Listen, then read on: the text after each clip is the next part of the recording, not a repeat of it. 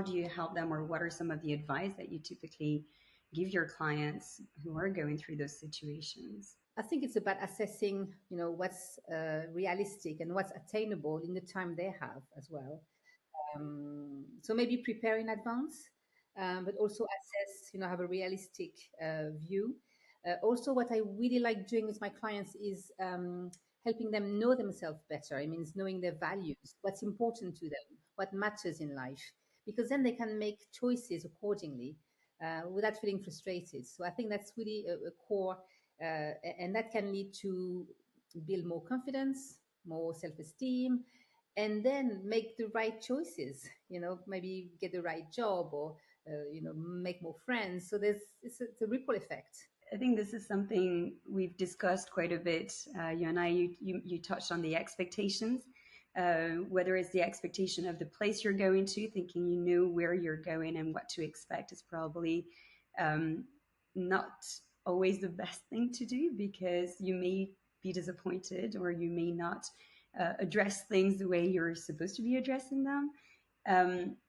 It's also, we talked about the fact that sometimes, especially in a couple, for instance, or in a family, you're moving to a different country because it's one person that may have got a job in that other place. And therefore, you have one of the spouse that may have to quit their job back home or back to where they were.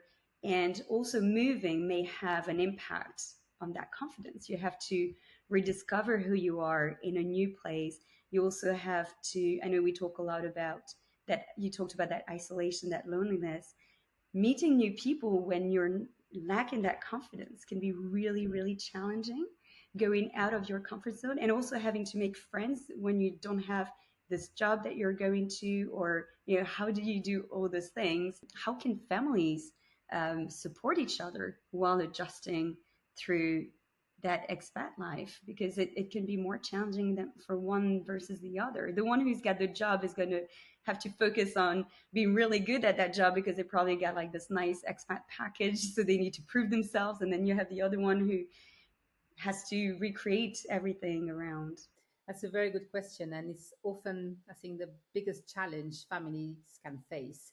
Uh, yes, as you mentioned, there's the uncertainty. We don't know what we're going to expect.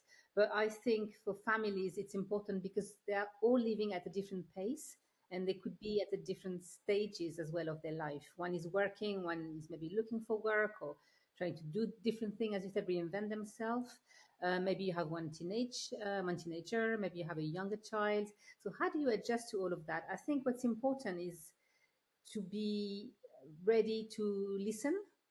And often, people don't listen. They only see their own point of view. So put yourself in the other person's shoes.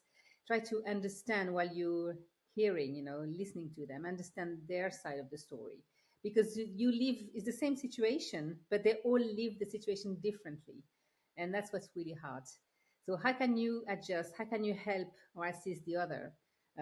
Is it by taking 15 minutes, in the evening to just share and sit on the sofa and have a quick chat? Is it by, taking your son for, an extra half hour on a Saturday alone and go for a walk? What can you do to help and support without taking too much time, but also making that little time for your family? Because I know it's stressful, when you work or when you have to rebuild family life and family home. But what can you do extra to keep those ties together, to keep the unity? And you need to make time. You're right. It doesn't take long, but you need to take time and be mindful of what each person in the family is facing, because it's going to be different challenges for every single person in there.